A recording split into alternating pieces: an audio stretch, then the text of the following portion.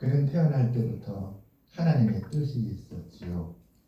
하나님께서 그를 복중에 계획하시고 예수님이 태어나기 6달 전에 먼저 세상에 태어나게 되었습니다.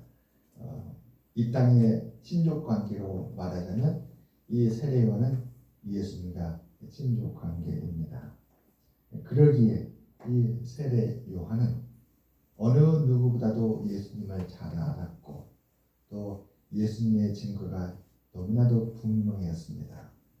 요단강에서 많은 사람들의 세례를 주던 그 요한은 그 요단강에 예수님께서 오시자 그 예수님을 알아보고 사람들한테 증거했습니다. 여러분 보십시오. 저분이 바로 세상 죄를 지고 가는 하나님의 어린 양 메시아, 이 땅의 구원자 저분입니다. 예수님께서 세례 요한에게 세례를 받으려 하자 요단강에 수많은 사람들이 와서 세례 요한의 세례를 받았습니다. 그래서 예수님도 세례 요한에게 세례를 받으려 하자 요한이 말리죠.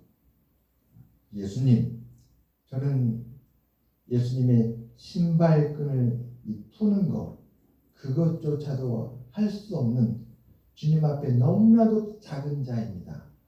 그런데 어찌 저더러 주님께 세례를 베풀라 합니까? 이렇게 고백했던 사람입니다. 그때 예수님은 세례 요한에게 아니다. 이렇게 해서 하나님의 모든 의를 이루는 것이 합당하다. 이렇게 하면서 예수님은 세례 요한에게 세례를 받게 됩니다. 이렇게 성령에 충만하였고 누구보다도 예수님을 분명하게 증거했던 그 세례 요한이 오늘은 영적인 침체 가운데 예수님에 대해서 확신하지 못하고 고민하고 있는 모습을 우리가 볼 수 있습니다. 이 세례 요한이 자기 제자들을 예수님께 보내서 분명히 자신이 강력하게 증거하고 누구보다도 그분이 메시아이라는 걸 확신하였던 그 세례 요한이 제자들을 통해서 예수님께 이렇게 물어보는 것입니다. 우리 같이 볼까요? 요한의 제자들이 이 모든 일을 그에게 알리니 요한이 그 제자 중 둘을 불러 주께 보내어 이르되 우리가 다른 일을 기다리오리까 하며 그들이 예수께 나아가 이르되 세례 요한이 우리를 보내어 당신께 여쭈어보라고 하기를 오실 그이가 당신이 오니까 우리가 다른 일을 기다리오리까 하더이다. 세례 요한이 예수님께 물었다는 것이죠. 예수님, 나는 당신에 대해서 지금 흔들립니다. 고민을 하고 있습니다. 당신이 정말 우리가 기다렸던 그 메시아, 우리가 믿는 그 메시아, 이 세상의 구원자 그분이 맞습니까? 만일 당신이 우리가 기다렸던 하나님이 선지자를 통해서 말씀해 주셨던 그 메시아가 아니라면 우리가 다른 일을 기다려야 합니까? 이렇게 물었던 것입니다. 믿음에서 흔들리고 있어요. 왜 이렇게 세례 요한은 흔들리게 됐을까? 우리는 여기서부터 오늘 말씀을 함께 풀어야 할 것입니다. 그래요. 세례 요한도 연약한 한 인간이었지요. 그 주변의 상황이 그의 믿음을 흔들었습니다. 그는 옥에 갇히고 그 감옥에 갇혀서 이제 곧 죽게 될 그런 위급한 상황이 있습니다. 이 요한의 인생에 있어서 가장 절망적인 고통 가운데 있는 상황입니다. 그는 요단강에서 회개의 세례를 사람들에게 베풀었던 요한입니다. 요한은 엘리야라고도 하죠. 그의 심령은 대단히 강했습니다. 그의 심령은 성령으로 충만해서 굉장히 단단했습니다. 웬만한 사람에게도 거침없이 말했던 사람이 이 세례 요한입니다. 당시 선지자들도 정치 권력이 있는 사람들, 권력자에 대해서 함부로 말을 못하고 또 사람들에게 자신 있게 하나님의 말씀을 전하는데 주저합니다. 왜냐하면 거기에는 반드시 믿음의 시련과 고난이 따르잖아요. 우리가 예레미야서를 봤습니다. 예레미야 선지자가 하나님의 말씀을 전하잖아요. 여러분, 바벨론으로 포로로 끌려가는 것이 하나님의 뜻입니다. 그러자 이를 반대하는 거짓 선지자들이 그 예레미야를 혹독하게 고난을 주잖아요. 바벨론으로 끌려간다는 그 말, 여러분 저 바벨론에서 포로 생활을 70년을 할 것입니다 라고 하니까 이 거짓 선지자들이 뭐라고 합니까? 우리가 하나님께 듣기로는 그 포로 생활은 2년인데 어찌하여 너는 70년이라고 그렇게 선포하면서 이 유다 백성들을 절망 가운데 빠뜨리자 하면서 고통을 줍니다. 그래서 예레미야는 진리를 말하였더니 시대 뜰에 갇히고 또 어떻습니까? 유다 왕에게 하나님의 뜻을 전하는데 그 왕들이 도대체 이 하나님의 말씀을 받아들이지 않잖아요. 우리가 보았지만 시드기야 왕 어떻습니까?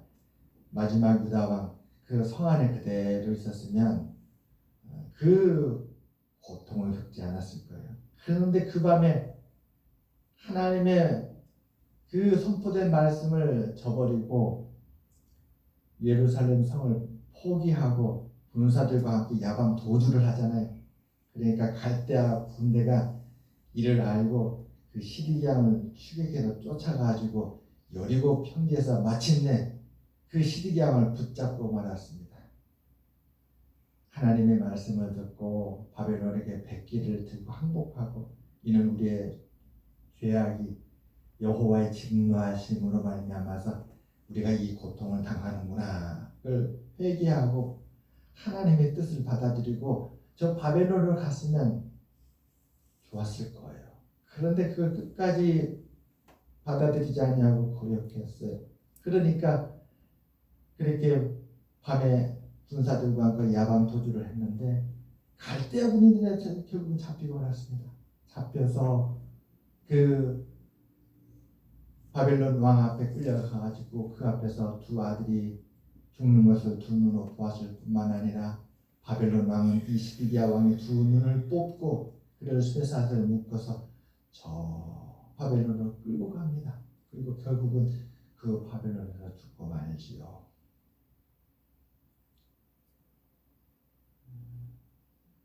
믿음의 진리의 선포자 예레미야에게도 그런 고난이 있었는데 이 세례 요한도 고난을 받았던 것이지요. 세례 요한은 온 백성들한테 선포했습니다. 이제 메시아가 옵니다. 하나님께서 이 땅에 그리스도를 보내셨습니다. 여러분 이제 준비하십시오.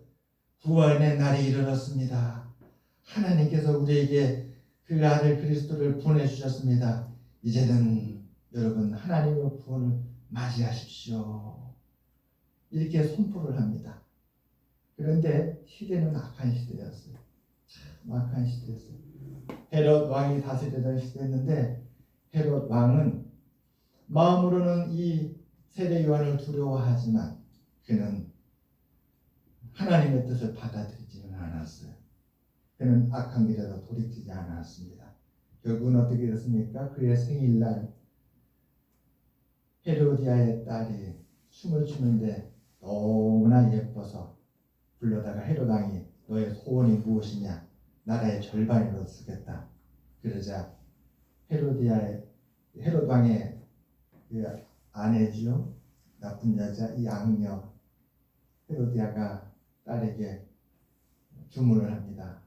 가서 왕에게 저 감옥에 있는 세례 요한의 목을 달라고 왕에게 요구하라. 어린 소녀가 무엇을 하겠어요?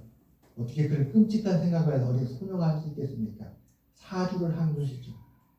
그래서 왕에게 그렇게 세례 요한의 목을 달라 하니까 이 헤롯 왕이 자기가 약속한 것이니까 왕의 체면이 있어서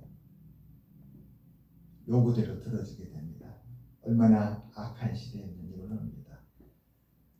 백성들에게 회개를 외쳐도 그들은 하나님께로 돌아오지 않고 나라의 권력자와 그 권력자와 함께 있는 모든 그 권세에 있는 자들은 세례 요한을 핍박하고 그를 감옥에 가두고 이제 그 생명까지 찾는 그런 상황이었습니다. 그런데 그때에 예수님에 대한 소문이 들려왔습니다. 옥에 갇혀있는 이 세례 요한에게. 세례 요한은 옥에 갇혀있는데 수많은 사람들이 예수님께 나아가서 세례를 받는다라는 그런 소식을 들은 것이죠. 그러니 이 세례 요한의 마음에 낙심이 찾아오고 절망이 찾아온 것이었습니다. 여러분, 우리들도 상황의 영향을 많이 받지요. 우리가 창세기를 보게 되면 하나님께서 아브라함에게 말씀하십니다. 본토 진짜 아버지 집을 떠나서 내가 네게 보여줄 땅으로 가라. 그래서 아브라함이 하나님의 말씀을 믿고 가나안 땅에 온 것이잖아요. 하나님께서 너무나도 기뻐가지고 아브라함에게 하늘의 별을 보라고 합니다. 저 별들처럼 너의 자손이 번성하게 해주겠다. 그의 조카 롯이 떠났을 때도 하나님은 아브라함에게 종과 횡으로 걸어보라. 동서남북을 바라보라. 너의 눈이 보는 대로 너의 발이 닿는 대로 모든 것을 다 내가 너와 내 자손에게 주겠다. 해변의 모래를 보여주면서 너의 자손이 해변의 모래와 같이 크게 번성하리라 그렇게 약속해 줍니다. 그런데 참 희한한 것은 그 가나안 땅에 거주한 지 10년 되었을 때 아브라함의 마음에 하나님의 약속에 대해서 흔들리게 되는 거예요. 그가 하나님에 대해서 마음이 흔들립니다. 하나님에 대해서 믿음을 손을 내려놓게 되죠. 하나님을 믿어야 되는데 흔들리더니 결국은 그가 고민하고 고민하다가 하나님의 약속을 떠나게 됩니다. 그리고 그는 하나님께서 주신다라는 그 자손이 눈에 보이지 않냐니까 애굽 여인을 취하여서 아들을 낳게 되는데 그 아들이 바로 이스마엘입니다. 그의 나이가 90세가 넘어가는데 하나님께서 아브라함을 부르시죠. 두려워 말라. 나는 내 지극히 큰 방패입니다. 내가 너에게 자손을 주겠다 하니까 아브라함이 하나님 앞에 그렇게 고백합니다. 하나님, 저에게 약속을 지켜준다는 증거가 어디 있습니까? 제 집안에 나이 많은 종이 있는데 엘리에셀이라고 그가 나의 상속자가 될 것이라고 생각합니다. 제가 나이가 90이 넘고 이제 자녀를 가질 수 없는데 어떻게 제가 하나님의 약속을 믿고 자녀를 낳을 것을 제가 확신할 수 있겠습니까? 그래요. 아브라함도 믿음이 약해졌어요. 시련은 우리를 이렇게 연약하게 만듭니다. 우리 살아가고 있는 이 시련이 우리를 약하게 하고 우리의 삶에 풀리지 않는 문제들이 우리를 약하게 하고 우리가 바라는 것이 이루어지지 않을 때 우리는 또 실망하고 흔들리고 주저앉게 됩니다. 아브라함도 그랬고 세례 요한도 그랬습니다. 오늘 세례 요한은 그의 삶에 풀리지 않는 일들, 왜 백성은 이렇게 회개하지 않을까? 왜 이렇게 그들은 더 악해져만 가는 것일까? 이제 나는 이 감옥에서 그만 끝나는구나. 그렇게 하나님의 말씀을 전하고 백성을 위하였는데 열매는 맺히지 아니하고 이제 나는 이 감옥에서 끝난가 싶으니까 마음에 절망이 하고 이렇게 침체가 왔던 것이었습니다. 그러나 세례요한은 참 지혜로운 사람이었어요. 그는 끝까지 훌륭한 사람이었습니다. 하나님께서 그를 택하시고 선택하신 하나님의 선지자가 맞아요. 마지막 최후의 그는 자기의 생각과 판단으로 결론을 낸 것이 아니라 예수님께 갔던 것이죠. 제자들을 보내서. 여러분, 우리가 마지막 판단은 꼭 주님께 가서 주님의 말씀을 듣고 주님의 지혜의 귀를 기울이며 하나님의 뜻이 무엇인지 두드리는 우리 모두가 되시기를 주님의 이름으로 축원합니다. 아멘. 제자들을 예수님께 보냈더니 마침 그때 그들이 무엇을 보았는가? 오늘 말씀을 보니 이렇게 기록되어 있습니다. 21절입니다. 마침 그때에 예수께서 질병과 고통과 및 악귀에 들린 자를 많이 고치시며 또 많은 맹인을 보게 하신지라.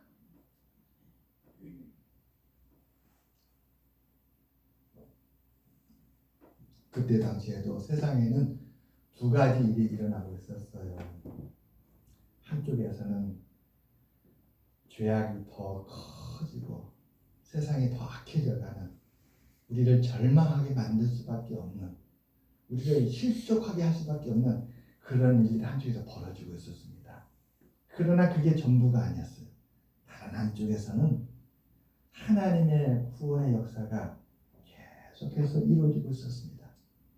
앞을 못 보는 이 불쌍한 사람이 하나님의 은혜를 입어서 앞을 보게 된 것입니다. 질병은 우리를 또 얼마나 고통스럽게 합니까? 성에는 질병에 대해서 많은 이야기가 나옵니다. 10개의 혈 붓는 여인, 12년 동안 피를 흘린 그 여인은 가진 것을 다 탕진하고 또 그녀의 상태는 갈수록 더 악화되었고 얼마나 그 고통이 컸는지 모릅니다. 그런데 주님의 겉옷자락을 잡았을 때 그녀의 그 혈육병의 근원까지 치유되었다고 했습니다. 한쪽에서는 헤롯 왕과 같이 악인들이 득세하지만 그러나 그럼에도 불구하고 보이지 아니하는 곳에서 여전히 하나님의 구원의 역사는 계속되고 있었던 것이었습니다. 그것을 요한의 제자들이 목격한 것입니다. 그 모습을 보는 그 요한의 제자들에게 예수님께서 이렇게 말씀하십니다. 22절입니다. 너희가 가서 보고 들은 것을 요한에게 알리되 맹인이 보며 못 걷는 사람이 걸으며 나병 환자가 깨끗함을 받으며 귀먹은 사람이 들으며 죽은 자가 살아나며 가난한 자에게 복음이 전파되는 하라. 이 땅에 예수님이 오셨고 세례요한이 그 예수님을 증거하였고 예수님께 세례를 베풀었는데 한편으로는 이 모든 것이 아무 의미 없는 것처럼 세상은 변하지 않냐고 더 악해져 갔습니다.